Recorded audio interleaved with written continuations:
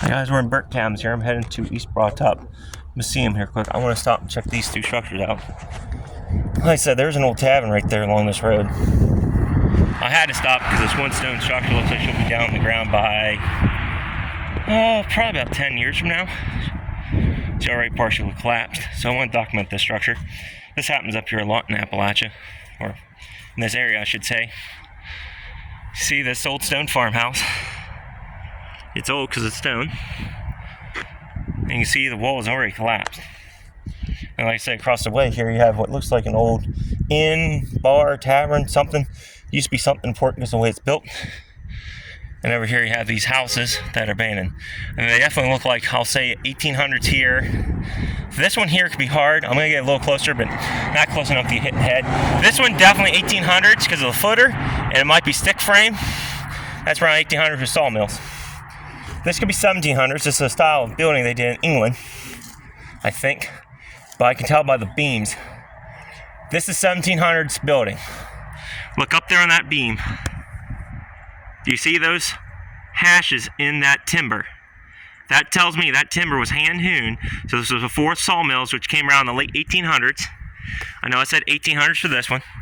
So this is possibly a 1700s structure here, and as you see, she's already starting to collapse. And this is why I tell you guys not to get close to these things.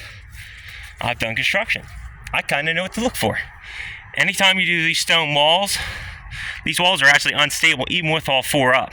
These inner floors lock everything together and stop you from doing this. Kind of a shame to see this actually. So this structure will probably be teared down someday, or just, fall in. So we'll walk around back quick. And like I said, this here is just Burnt Cabins, Pennsylvania. This is what happens across the state, across America, because these industries leave, these towns just slowly start to die, right? Unless there's something really touristy going on in town, they're not going to survive, unfortunately. Burnt Cabins does have the camp mill, so this town might survive a little bit, but a lot of them are going to just slowly start to die. And I noticed this one, that's why I had to stop, and I'm glad I did, because this is a 1700s house. 1700s for sure. I'm going to walk around back here. It does say no trespassing, but we're just going to poke around the structure quick and get out of here. This is why I stopped, because these stone ones are older than the other ones. And I'm not going to enter it though, because it is unstable. You can see this chimney has collapsed, and it's very, very unstable. It's kind of a shame to see them like this. We are kind of here trespassing a little bit. Cool thing though is there's all these artifacts laying on the ground. Some of these jars could be actually very old. So I'm not going to take nothing nor steal anything. Because, well, we're on private property. And this here's the side of it.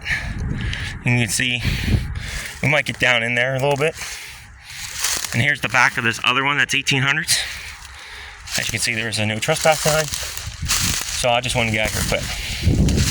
So we'll poke our camera in the door here. I feel like it's safe enough. And you just see all this debris and shit. See the front stairwells.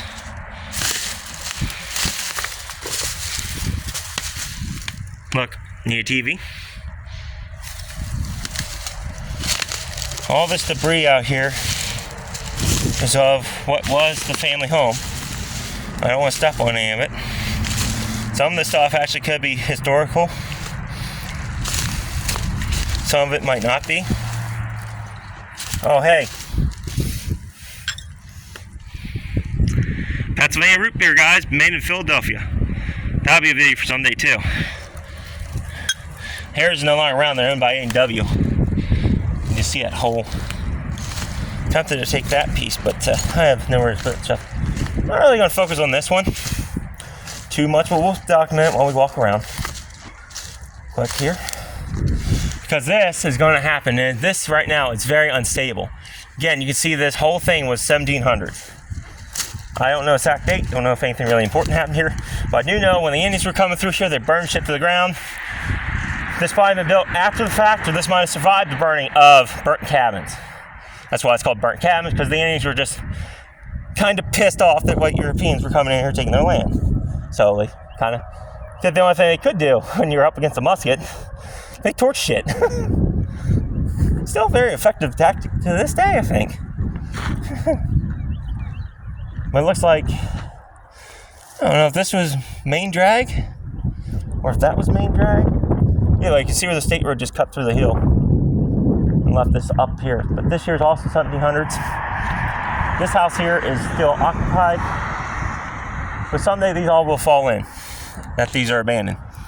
So that's why I want to do this for you. So until next time, stay curious, stay adventurous.